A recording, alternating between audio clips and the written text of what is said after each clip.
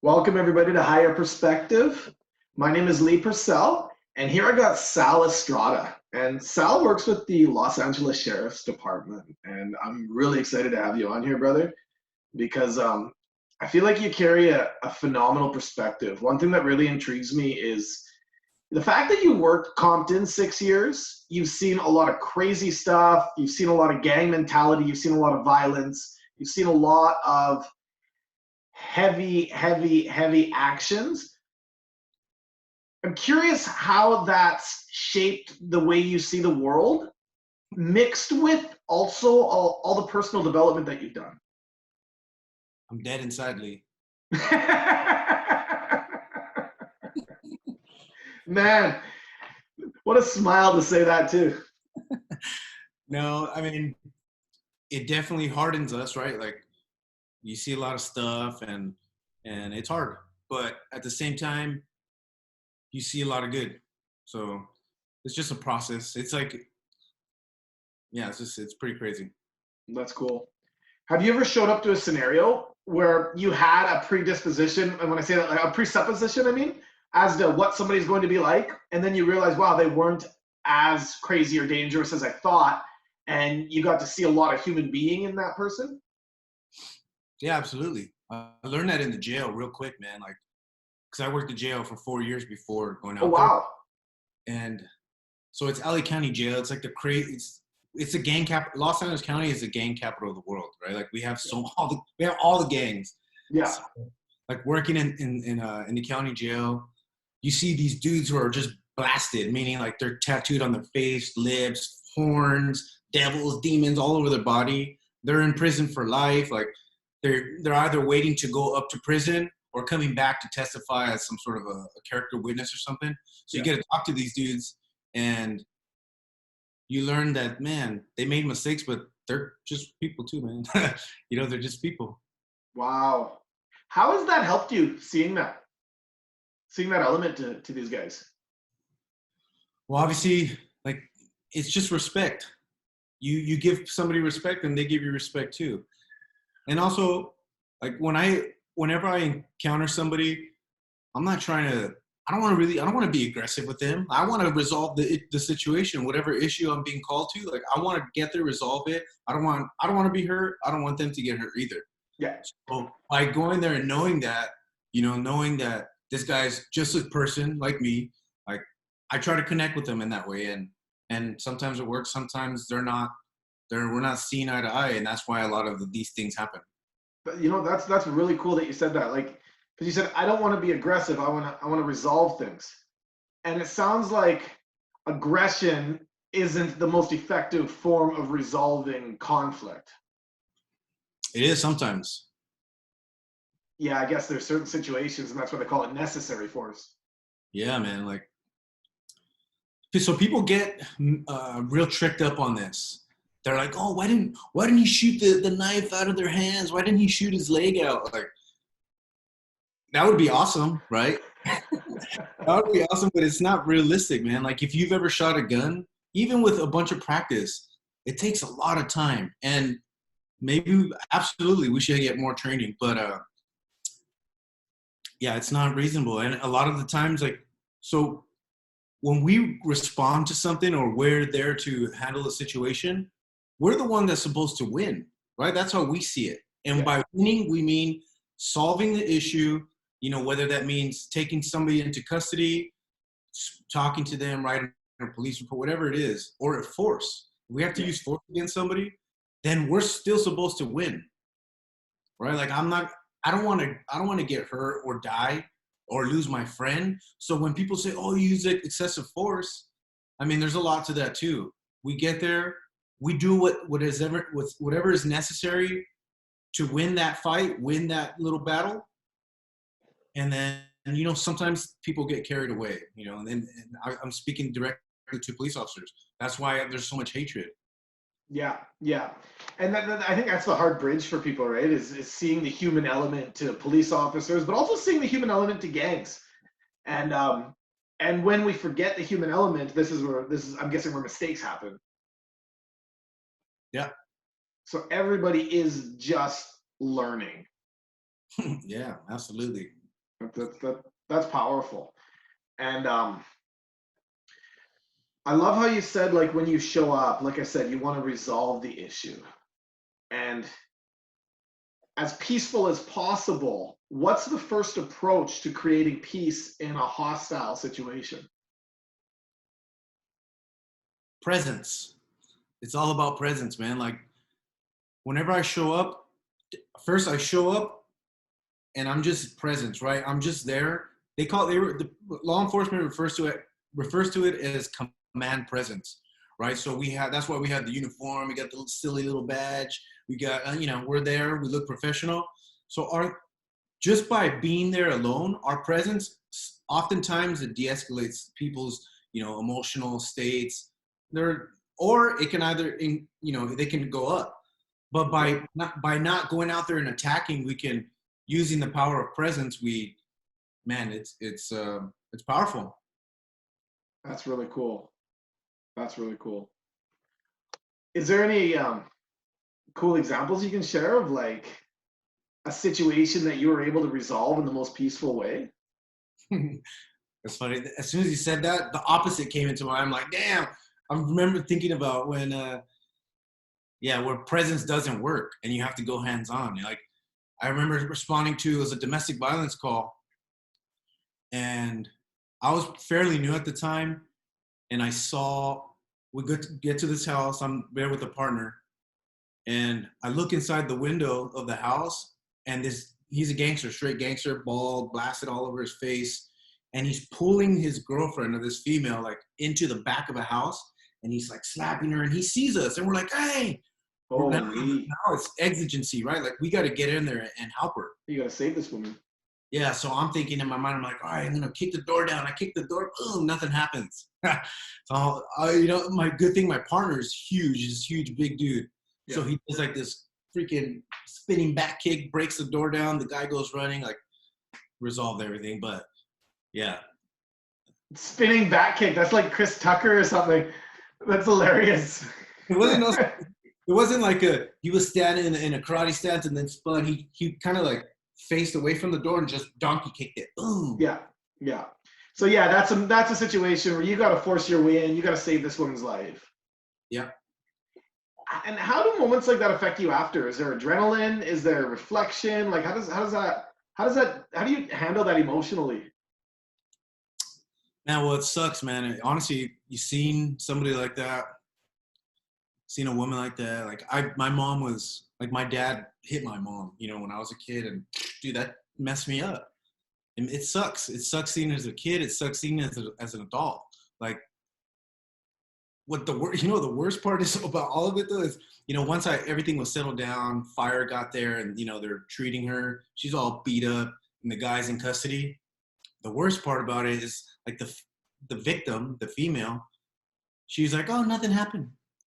I don't want nothing to do with this. That's a crazy state of fear she's in, hey? Yeah, absolutely. Wow. How do you manage to step through areas like of fear? Yeah, like that specific fear. What do you mean?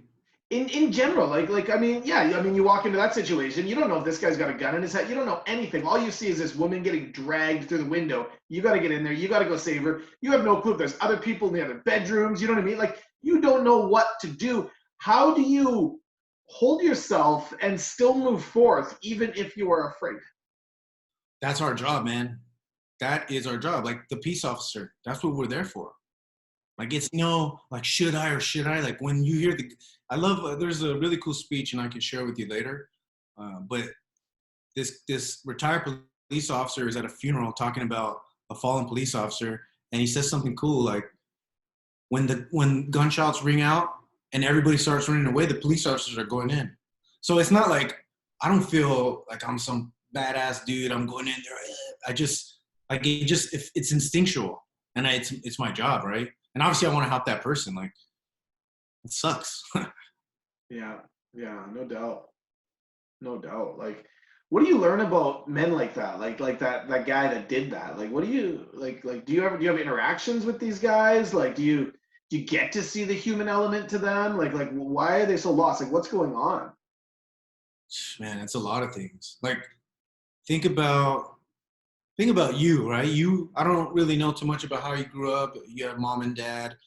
Um, so even having a quote unquote normal life, we still have all these issues, right? Internal issues, fears, anxieties, our understanding of basically existentialism, like our Yeah. place in this world. Like, damn, it gets crazy.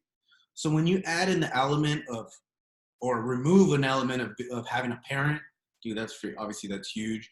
And then the gang culture, doing stuff to fit in, you know, even getting tattoos on your face, that must do something to you. All the drugs, Yeah. mental illness, nobody, like lack of vulnerability. People are so messed up, you know. Yeah. So, but you Yeah. got to get to see the side of these guys, and particularly that guy. And he was a liar. He was a character. Wow. It's wild to engulf yourself in such environments, you know. And how has the personal development helped you coach or cope with all this stuff? Personal development as like just being able to go through the job you're in. Well, like you know, like you do a lot of meditation practice, right? Absolutely. So I would consider that personal development, and now think of everything you've done around that space, right? In comparison to somebody who isn't. Night and day, man. Like, wow. That dude, I actually the reason I started meditating, it wasn't because I was stressed out at the job. I don't get stressed out being a police officer. Like maybe I do. I'm not lingering like, oh man, this happened. Like you kind of just get numb to it. Yeah, And and it's also fun, right? Like yeah, we're into I always tell my friends that we got brainwashed into, chasing these guys with guns. Cause that's what a lot of my friends like to do. Like that's all we did because we work in a city that, that's everywhere. We yeah, didn't care about the other stuff. Like we literally didn't care about any of it. So we only cared about getting guys with guns. The guys with guns are the people who would shoot. So like, okay, that's definitely helping. If we get somebody with a gun, it would, we, because the guys before us, meaning, right, we all worked at jail. And there's generations, right? The guys who worked at jail, then new guys come in, and then these guys go to patrol, and then we go to patrol. The guys before us, they did, we looked up to them. Like they're the big brothers. So they go out there and they do a great job. And all we want to do is go out there and do a great job too. We want to, we just want to do a great job. So I kind of lost my train of thought. that's cool, man. I really love how you bring in the human element to the whole table. You know, you're showing the heart behind what it is that what you do, what it is that you do. You know, and I'm curious, even though you didn't feel you had anything specific to work on when it came to meditation, did it shift your experience when you went back to patrol? Like as you've been progressively meditating and working on yourself and just becoming a better human being, has that affected what you do in a positive way in your interactions? Yeah, instantly. So thank you for reminding me. So what I was getting at is like law enforcement, being a police officer didn't really push me towards meditation. It was other internal difficulties that I was dealing with. I started to have these weird experiences, spiritual experiences. Now I see what they are. I understand what they were, and there's a ton of fear, like the most intense fear I could ever experience, and it was because it was something that I didn't understand.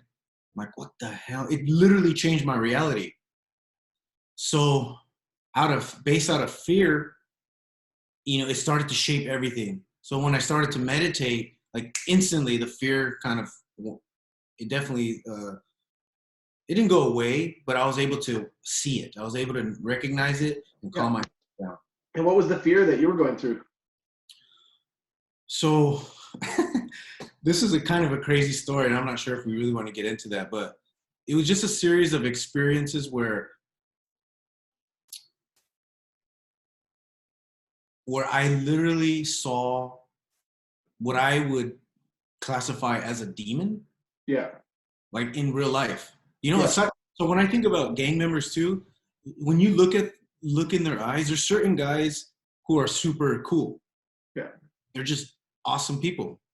They're cool people. You know, they're funny, they're helpful, they're apologetic, they're sincere. But then there's another breed of guys who you look into their eyes and But they're yeah, man, you see right through them. You know, it's funny. Qigong, traditional Chinese medicine talks about stuff like that, and how if we're not occupying our body, they say something else will. And the word you use, demon, is like almost like an inorganic energy. And if you break it all down to like a quantum perspective, like you can almost draw it out as to what's actually going on, because every human body is an energy field. And Chinese medicine talks that if you're not occupying your body, like I said, something will. So when you're saying you're seeing a demon like that, that's very intriguing to me, because there are actual practices that do back up those claims. yeah. It look, I or not even just me. As a peace officer, there's been times where because people lie to us all the time, right? Yep. I'll give you a cool story. So I had a trainee at the time. It's like somebody I'm training to be. He's brand new. So it's maybe like 11 p.m. and it's pretty quiet. And we hear gunshots. Bah, bah, bah, bah, bah. So it was Like pretty, just up the road, like you just hear gunshots. we just heard a bunch of gunshots. Bah, bah, bah, bah, bah, bah. It sounded exactly Wow. like that. And we're pretty close. So, so we kind of stand by. And then I see a car coming from that street, turns right towards us. Or like, okay, I want to see who's in it. So they drive past us. I see that they're two little gangsters. One of them's kind of like leaning, the front passenger's kind of like kind of hiding away from us. So I'm like, okay, let's stop this guy. Stop these guys. We stop them. I'm passenger at this time, right? My trainee's driving. So I get off. They have their windows down. And he's like, hey, what's up, sir? I'm like, what's up, guys? And I have them put their hands on the hood or hands on the dash. And they're calm, dude. They're like so calm. They're just chill. They're like, where are you guys coming from? I'm like, oh, my friend's house. I'm like, okay. So I put my hand on his heart, the front passenger, to see if his heart's beating. Because I'm like, this guy's too calm. Like, what? This is weird. This is way too. It was too weird. Your spidey senses are tingling. Yeah, but there was something there, right? Yeah. There.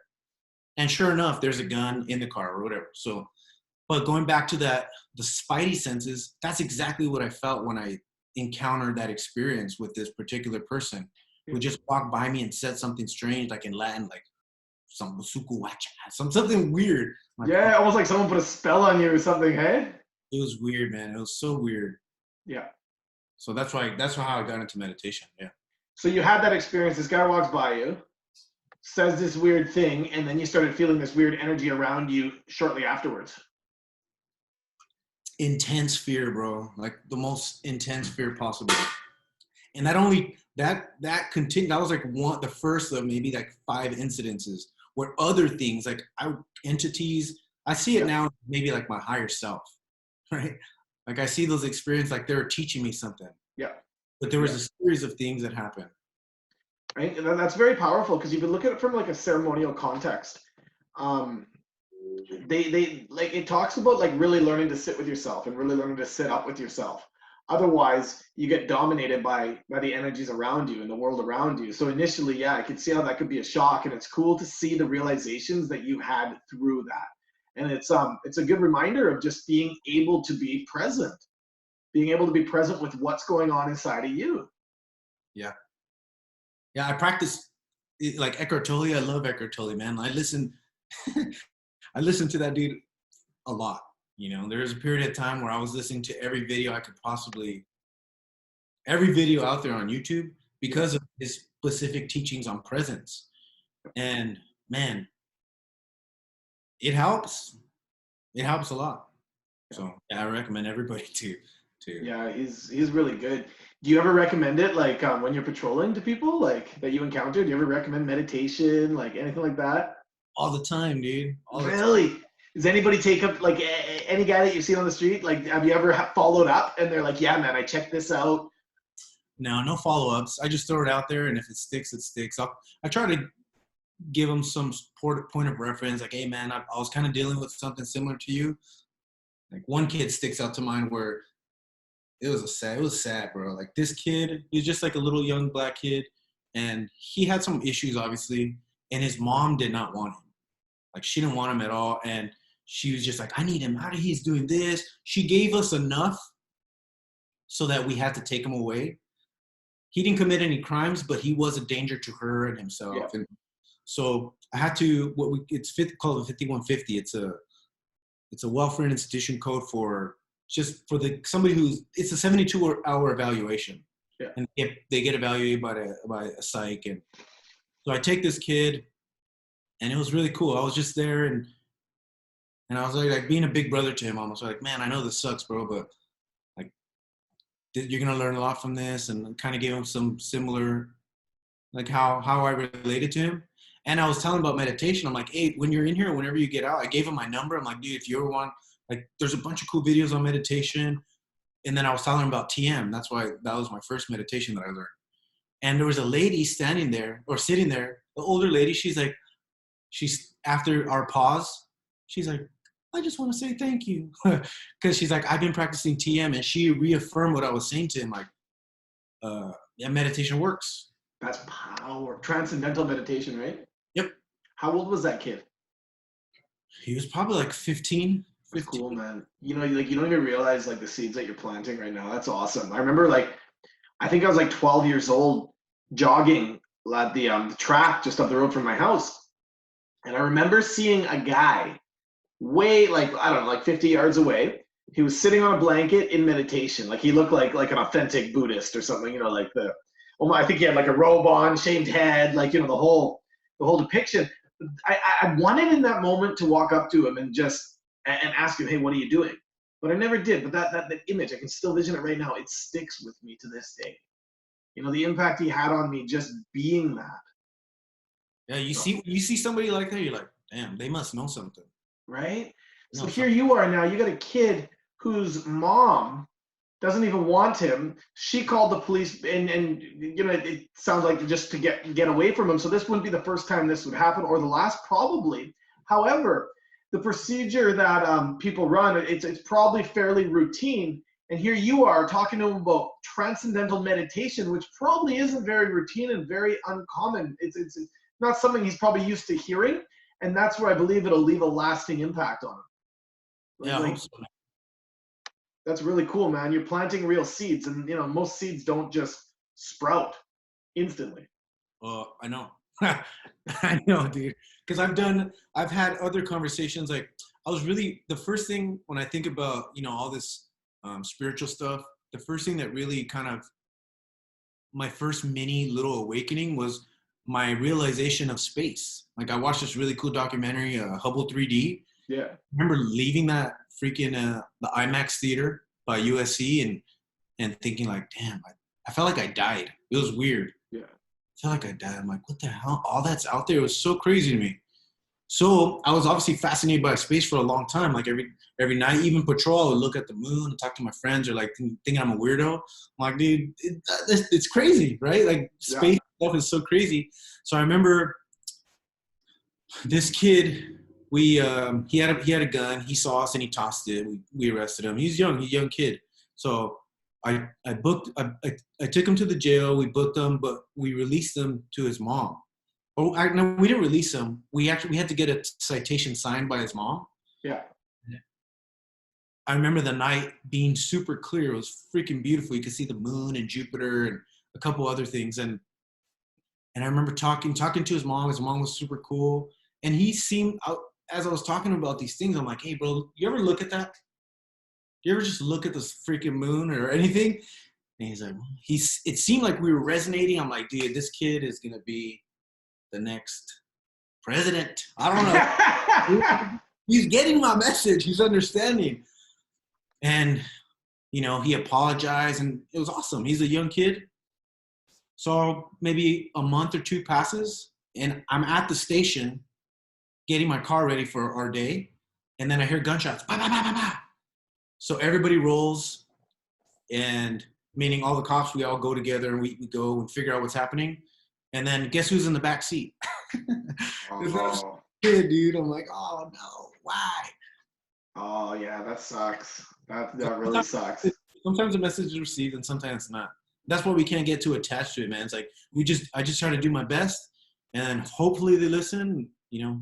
But I think that's a great philosophy for everybody to apply because what you're really doing is you're setting intentions. You want to provide somebody you're interacting with something that could really benefit them, especially in the long run.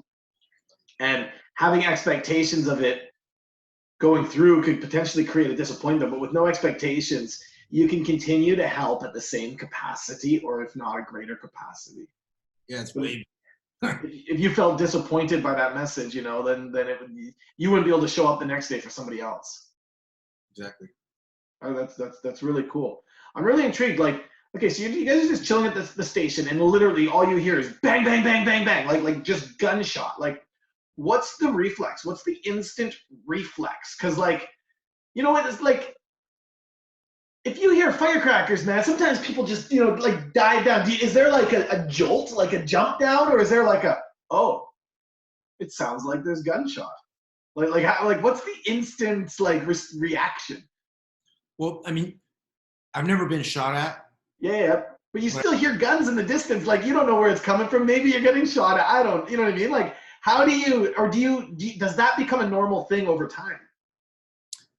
so based on all the gunshots that I've heard, Yeah, everything whenever I hear that, I just want to go to it because that's amazing. I want, but maybe for the wrong reasons, right? Like I'm thinking, obviously, I want to get that guy. That's what I'm thinking. Yeah, So I yeah. haven't been in a situation where bullets are flying by my head and I'm like seeking cover. But you hear gunshot, and then it just boom right towards it, and that's actually that makes sense. That would be how you should be trained.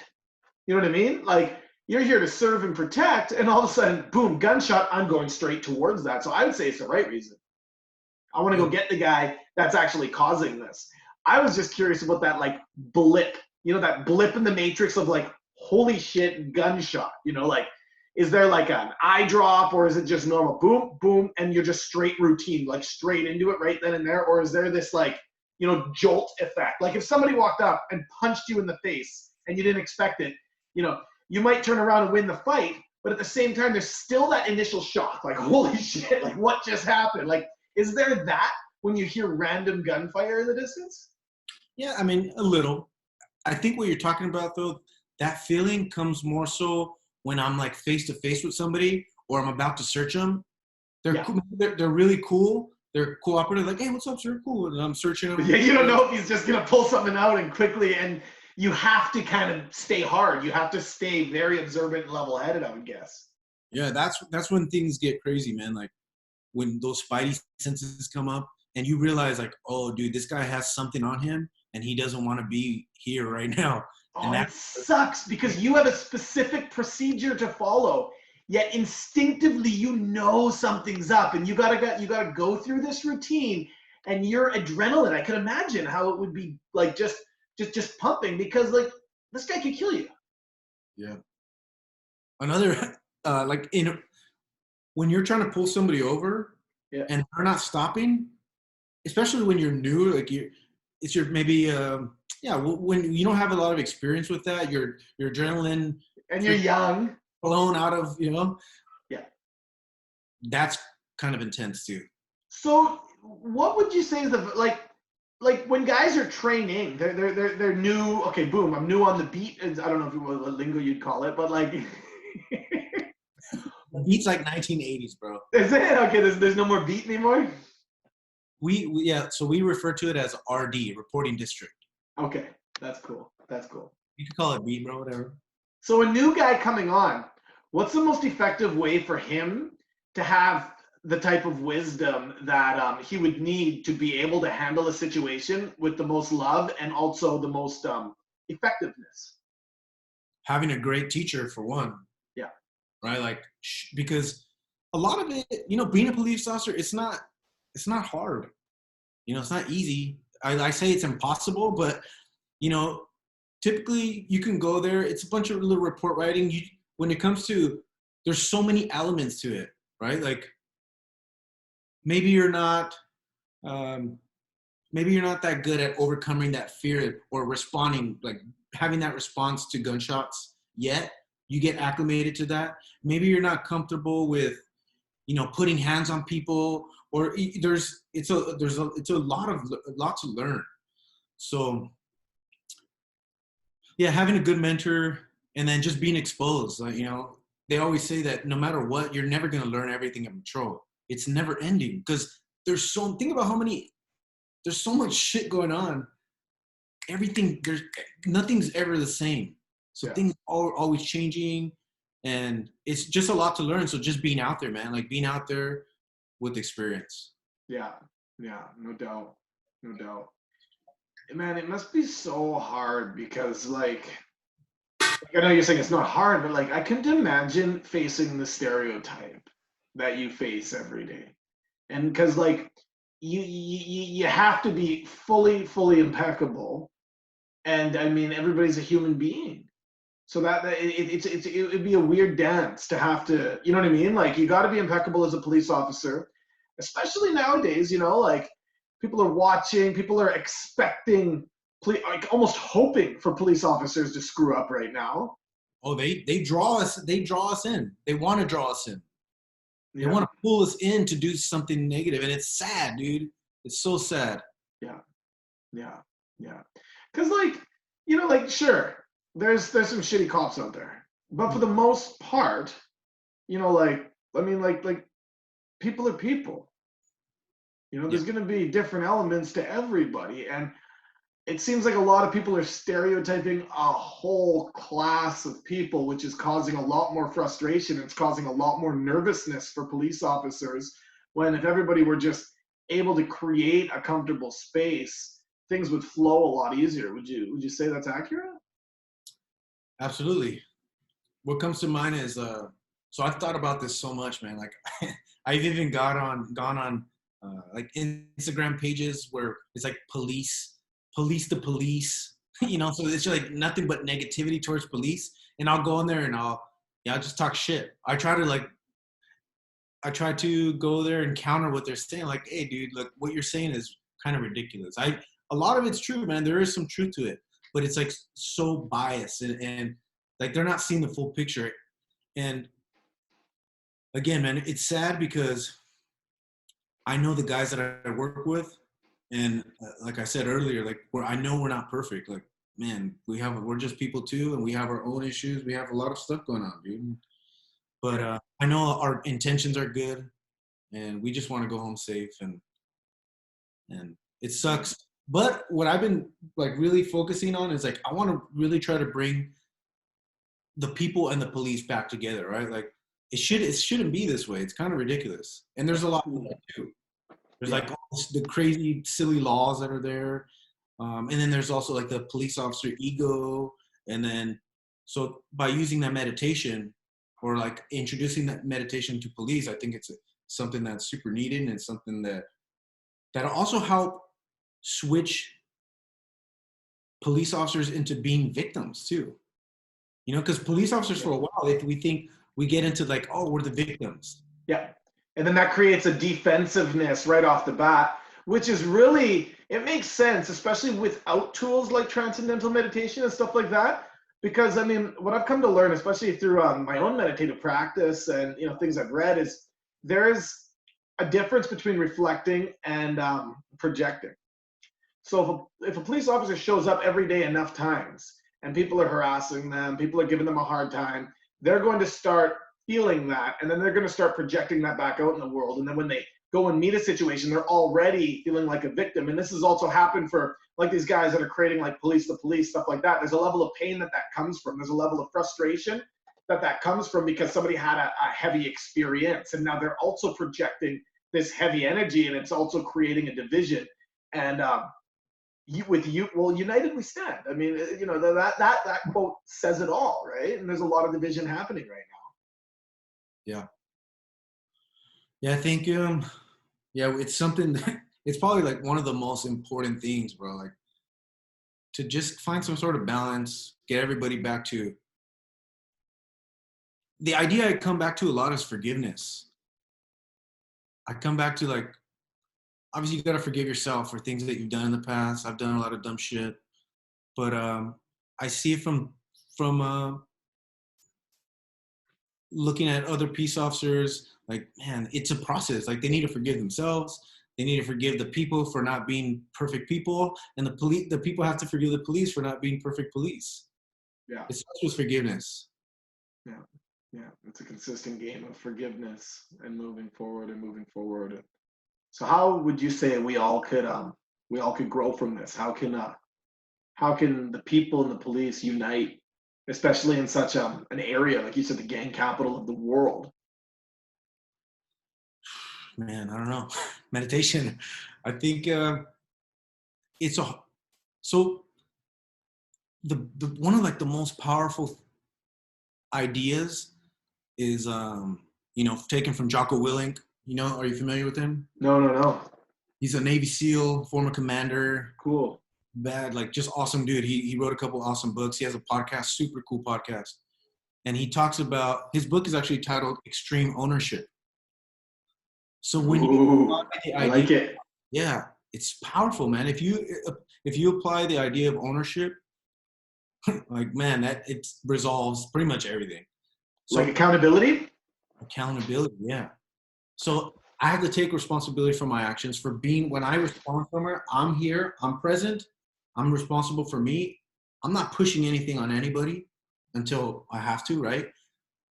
But what I see most of the time is that all these hate groups are pushing all the responsibility on the police instead of themselves.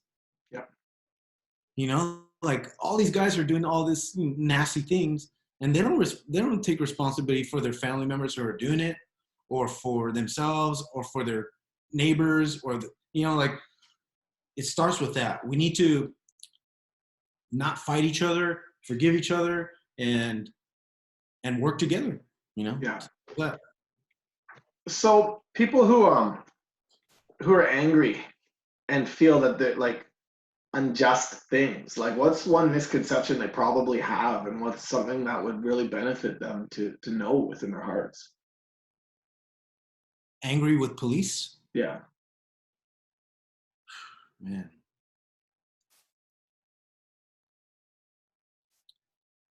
It's hard to say, man, because like I've obviously I work at a different spot now. I'm not in patrol. I work as a detective, and we specifically only target gangs. We're gang detectives. So like, we write a lot of search warrants, and not too long ago we wrote a search warrant, and we went to this house, and right away the mom was just yelling at us, like screaming at us, motherfuckers. I'm just hate, like the most pure hatred possible.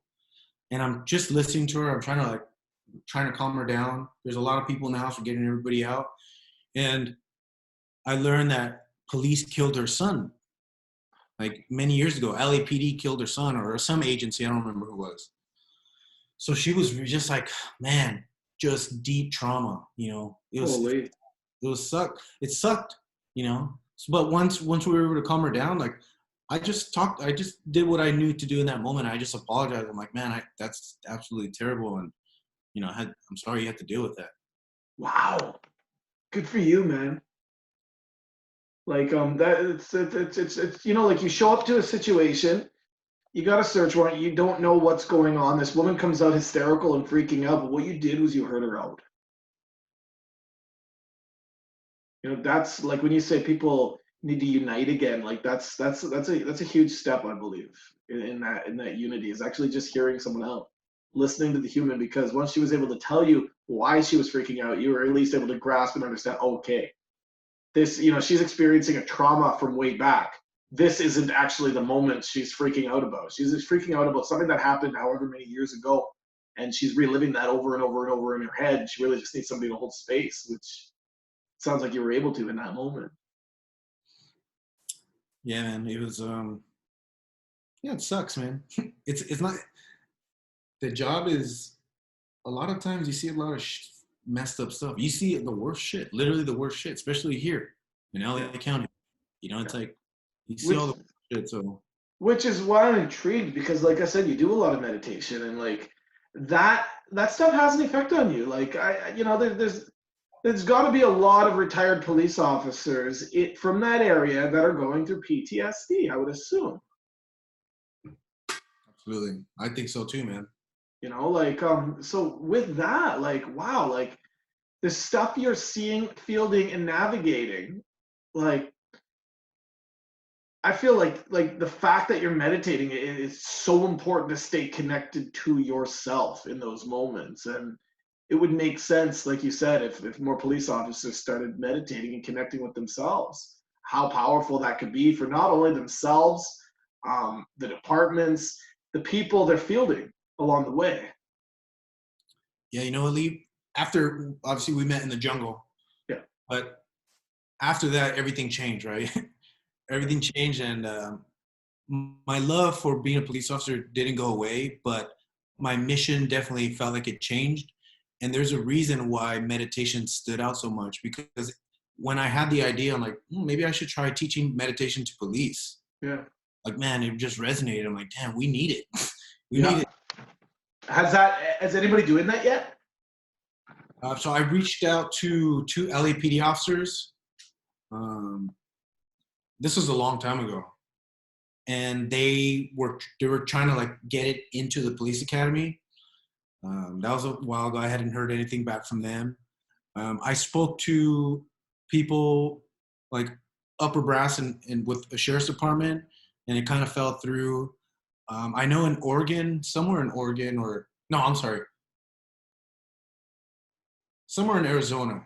I forgot what city. They uh, they actually do that. They teach police officer meditation in Houston too. I know in Houston they do it. So it's there. It's available. It's not widespread everywhere, but yeah.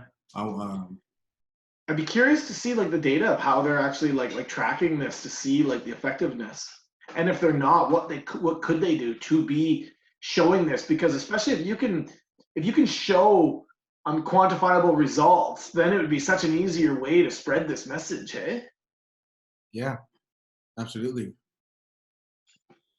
that's Yeah, powerful. if we could just get their personal experiences, right? Like I have my testimony. I have only what I've experienced, and by sharing that with, there's so much stigma around meditation. People, especially around cops, you hear it. Even with me, I remember before any of this stuff happened, my ex-girlfriend, we were having issues, and she said, "Oh, I took this meditation class. You should come with me." And I remember I remember looking back now, thinking, I'm like, dude, that's the stupidest thing ever. I do not want to meditate. Get Of out of course, man. What the hell's that? here. So I understand it, dude. Yeah, yeah, yeah. You understand the disconnect from it, which most likely enables you to bridge it so much easier. Yeah. Like, I see people that like, they've been meditating their whole life and they've been on kind of like a spiritual path their whole life. And a lot of these people, like I noticed in high school, seemed disconnected from the crowd. And for me, like being so engulfed in the crowd, man, that would have been a challenge for me. Like I look at these people now and like I'm vocalized. I'm like, wow, like good on you. Like good on you for sticking to this path your whole life. Cause I couldn't imagine feeling so segregated. Yeah. And also, meditation doesn't cure everything, right? Like, that's super important to point out. It doesn't solve all your problems. And of course not. Nothing. I mean, what actually does solve all your problems? Pizza. Boom. Pepperoni. Get some pepperoni, extra cheese, and you're good 100% of the time. Yeah, absolutely. Is the cure. See, maybe Domino's should should donate to the department, and every time you show up, because you got a call, you bring a pizza first as a peace offering. Dang, You guys all have pizza together, and then you discuss what happened and what you can do about it. I love it. Okay, let's all meditate. Let's all kumbaya.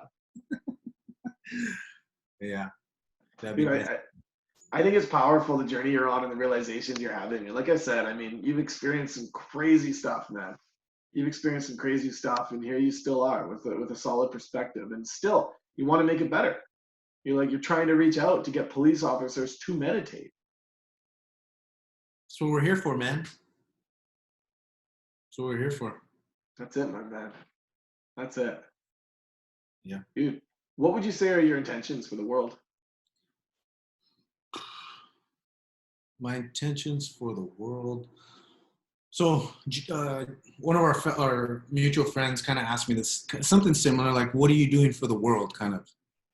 And I thought about it for a long time, and the best thing that I feel like I can do is just continue to all these practices, feeling good inside, physically working out, like doing stuff for me, doing things that I want. Uh, you know, that's really what it comes down to, and not in an egoic way. There is that element, right? Like you're always, whenever you do something, there's an element you're doing it for yourself. It just is what it is. But being aware of that, and then knowing that, damn, this is for everybody. This is for the para bien de todos, for the good of all. Like, damn, that's where it's all about. So my thing is just, I want to do a bunch of cool shit. I want to be as awesome as possible. I just want to be cool, man. Be cool to people and help people where I can and do cool stuff. Cool, man. That's cool. Now you've been painting lately, right? I have, yeah. Now this is really cool. I mean, I want to get you to pull that up in just a second, but I'm curious your perspective on now, because now you've added another element to your life. Now you're painting. Now this is like another identity. And this just made me think of like being like working as a police officer. There's an identity with that. Was that a weird process realizing that you were not just a police officer and you were so much more than that? I remember the moment. I had just got back from Peru, and I had gone to Peru seeking answers to like kind of some silly questions, at least Yeah. with that, looking back. And I remember coming back, and it had been a couple of days, and my roommate came back, and I kind of told him, "Hey, dude, I'm gonna sell my house, and I want to move like to the beach, rent something. Like, if you want to come with me, cool. If not, then we can part ways." But he's like, "Sal, I have some advice. Can you want to listen?" I'm like, "Yeah, please." He's like, "Don't sell the house. Let's fix it up. Let's make some money." And then when he said that, my mind just, it felt like it went, "What?" And all these things, all these possibilities came into my mind. I'm like, holy shit, I'm not going to just be a police officer and die. Like, I'm going to do some cool shit. Wow. With that, man, with that, let's see your skateboards. You want to see some? Yeah. All right. Well, I'll just turn, these are like ones that I'm working on. They're not done. I don't know if you can. This is your little studio here. My room, dude. My room is my studio. So That's amazing, man. can you see everything? Yeah. So these are like works in progress. Um, I don't know if you can. They're kind of weird. Great, man. So I got some finished ones, but yeah, if anybody wants to check them out, you can just go to my Instagram page. Cool. What's your Instagram page? It's Seek, SEEK _ Cobra with a K. Seek _ Cobra with a K. Yep. That's cool, brother. Are they for sale yet or what? No, so I've been painting these things for almost 2 years now. A Yeah. little over 2 years. And nobody really knows about it. Only close friends. And so what I want to do is, once I'm done, I committed myself when I started this, when I realized, okay, I want to have an art show. I want 21 boards, and then I want to launch a skateboard brand. Like, I was bringing my two loves, my skateboarding, and as a kid, I love art, right? Graffiti. So I'm mixing these two things, something that I truly love. And so I'm going to have an art show, and it's going to be kind of like this awesome launch. And I don't have a date yet because I'm still working on everything, but it's coming. It's inevitable. So if people want to know when, they just got to follow you on Instagram. Yeah, I'll announce it there. I think that's really cool, man. It's really cool to see you evolving and stepping through, any identity and really just finding your passion. How many skateboards have you painted I have 14 that are done, that are complete? complete, and then I have like 4 that are almost done. So, but it's weird. Art is so crazy to me. I'm learning so much, dude. It's like, yeah, it's crazy. Art is freaking awesome and weird and amazing. And I don't know, man. Sometimes I'll just paint and nonstop, and I'll get so much progress done. And then other days I'm like, God, nothing's happening. Like I know when a board's done because I don't hate it, right? Like, Ah, yeah. yeah, there's like little pieces. I'm like, oh, I don't like that, so I'll like sand it. There's like, there's a lot of process into these boards I've been putting into it. So a lot of time, and I like them. I love them. That's beautiful, man. What have you learned about yourself and what you're capable of since you started painting? Man, a lot. I judge myself a lot. You learned that you judge yourself a lot because it's never done, right? Like, oh my God, this isn't good enough. This isn't good enough. This isn't good enough. But yeah, not only that, but so the one that sticks out the most is like I would use. I started using pink a lot, right? And I'm like, I don't want people to know that I have used pink. You know, I want to draw like skulls and you know, dragons, and I don't know. But you know, what comes out of me is like just freaking a bunch of colors, and so. It's funny the thoughts that go through her head. Like, I've actually journaled and I've caught myself scratching out a sentence, even though it's my personal journal. The thought of somebody else reading it embarrassed me, and I'm catching myself scratching out a sentence, and I'm thinking, what the hell am I doing? Like, what do I care if somebody takes my personal journal, reads it, and then decides to judge me based on what my own personal expression of my life is? I don't want anybody to find out I'm a weirdo once I'm dead. Right? Like what does this matter? Like, it's amazing the thoughts that come through our head and all the walls that we create, because the more we step into our own creative expression, you know, the more we're able to see ourselves. And for so many people, that can be intimidating. And I think that would be one of the biggest challenges working in such a heavy space that you work at, especially as a police officer, because you're also working with a lot of people who don't see the possibility of themselves shining. They don't see that they are absolutely incredible when you know, in fact, that they are. Yeah. And if they were able to see that and be guided in a specific direction, they could actually take part in making this world a better place. And there's potential for everybody. Yeah, man. Absolutely. Stillness. If they can find the stillness, it all starts with that. I think you're spreading a phenomenal message for a lot of these guys that don't even know these concepts, man. You know, like, I didn't know these concepts at one time. You didn't know these concepts, but, you know, I found peace within them. And I still find peace within those concepts, because that's the game, isn't it? That's the search, right? Like, because I'm still searching for my own peace. I find it and I lose it. I find it and I lose it. So that's kind of where Seek came from. Like, I don't want to be attached to that either, right? Like, I'm not attached to seeking. Like, I'm already here. I'm present. But yeah, like, it's okay to seek, and it's okay to look for something outside of their world. All those guys who were like rapping about gang life, like, I know a lot of them are rapping about other things, you know, trying to break that. It's funny because, like, I hear a lot of the older rappers that, you know, like, they're really forefronted a lot of this stuff. And a lot of these guys are saying now more of a positive message. They're like, you know, like, I said this and said this, but now I've learned this through that experience. And this is the actual message I want to represent for people, which for me is so powerful to see.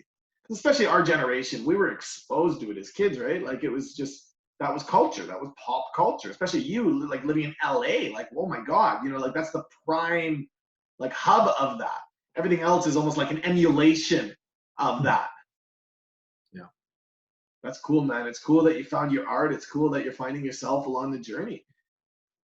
If there was one message you want to give to the general public, and one message you want to give to police officers, experienced and up and coming, what message would you give to the general public first? It's gonna sound silly, but I truly believe this, man. Like, I know it's at the core of everything. I guess it starts with forgiveness. Like, you gotta forgive yourself, like, that whole process. But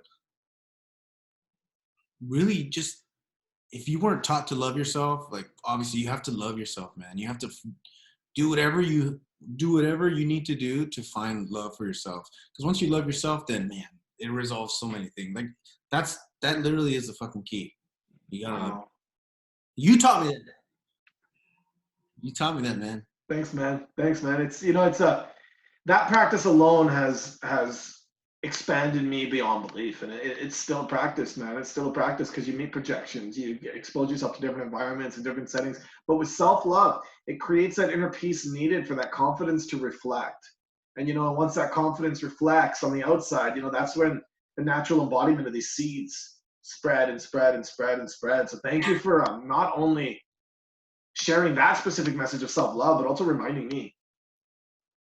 Because the more we do love ourselves, the more we're able to, they talk about like we're speaking on the course of like rappers and stuff like that. Like I heard one guy talking about Eminem, how he got booed and shunned and all this stuff, right? Like when he first started coming up. But this one guy, I forget who it was, explaining, he goes, I knew he was going to be a star because he was paying his dues. And paying his dues meant to go through that humility. And what does that humility teach somebody? To kind of love themselves along the process, because they realize nobody else's opinion is going to benefit me but mine. Only my opinion is actually the thing that's going to skyrocket me. Self-love, man, you nailed it. Yeah. Police. What do you want to say to police officers? If there was one message you can share, especially, you know what, I want to focus on up and coming, especially these guys that are getting into the force. Like, you got experience. Like, what's the wisdom you could share with these guys, especially these young guys? So with police, I would say also self-love, but also don't be a pussy. What does that mean? Like it means, like, it's okay to be compassionate. Like, it's beautiful, man. Like, you got to be compassionate in this job. You got to be, and not everybody has it. And that's another thing too. Like, you got to build that. You got to build your compassion, but also don't be afraid to protect yourself. Because not everybody has your bit. People. The world is crazy right now. So I just want people to not be scared of all the stuff that's going on. As long as you know in your intention and in your doing that you're doing the right thing, and you're not trying to, all that stuff, then don't be scared, man. Because like I don't like the idea of good and bad guys, right? Like I don't like. Yeah, of course. Like I'm in that moment. If you have a good heart and you're trying to resolve an issue, and you're scared because somebody's recording you, like, man, drop all that shit. And I know a lot of guys already know that, but that's powerful, man. I totally get it, because that's like a new wave right now. Like the cell phones just came out over the last, like, however many years. So these guys jumping into it, yeah, there's that fear now. Like, oh my God, if I become a cop, I'm going to get filmed, and that would create some trepidation. Look at this guy. Look at this guy. That's cool, man. That's really cool. Now, you know what? I was just thinking, now these guys that feel identified as a police officer, you step through that identity. How could somebody step through that identity and discover the artist within themselves?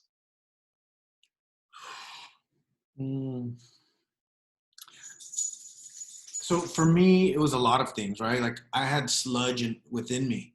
There's a lot of shit that I had to go through, emotional shit, breakthroughs, all kinds of different practices. But ultimately, if I could pinpoint it, it goes back to one thing. And it's like finding what you really love to do. Like finding what you really love to do. It's simple as that. Like, if once you go into that creative side, and we already know this, right? Like I'm not the first person to say that. We already know. Just find whatever it is that you really love to do. And it's not going to be clear. Maybe it's not going to be as specific as painting art on skateboards because you like it too, right? It could be, or it might be something that people already do all the time. It's kind of like finding your niche, but it's like all of our purpose. I mean, my purpose, like building my own ethos. I have all this stuff written on my wall, stuff that I want. It's like to never stop going for my way and just to never quit. Like if you love something, man, we've heard it time and time again. So doesn't matter who you are, doesn't matter what you do, it doesn't matter if you're a police officer, if you're a criminal, if you're a fireman, if you're in the army, you can literally shift your life for the better right now. For you, right? Boom. That's what it's for. It's all for you, man. Like you want to be awesome, you want to fucking do whatever it is you want, like it's all about you. You're doing it for you. If you can get yourself to do those things the things that push you in that direction, one step, you know, which is another thing that once I launched this, I was trying to figure out how I was going to implement the meditation with the art because I knew I wanted to do it. So I've talked to my friend who's helping me out. Shout out to Jonathan Gallo. Uh, he's helping me with all this stuff, and he so we're going to create a tab. It's a meditation tab. And what I want to do is it's a 21-day feel good challenge. So every day, like you go there, you type in your email, put your email, and then for the following 21 days, each day you're going to get, you know, instruction. You know, the first day you're going to go for a walk in the sun and then talk about the benefits of the sun. Just getting into some sort of routine, like creating a routine to get you clear, to see things a little more clear and to feel better within yourself. So I'm excited about that too. That's powerful, man. That's powerful. Man, thank you so much for being on here, brother. Thank you, bro. It's always fun to connect with you. I really feel that, you, it's just a powerful message that you share, you know, everything that you've seen, and you're still moving forward with your art and meditation, and more people that step into that, I believe this world will become a better place, and it seems like it already is.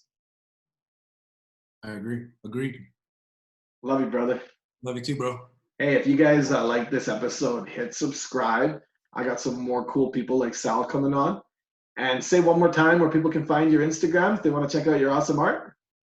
It's Seek, SEEK_Cobra with a K. Boom. There it is, guys. All right, brother. Talk soon. Later.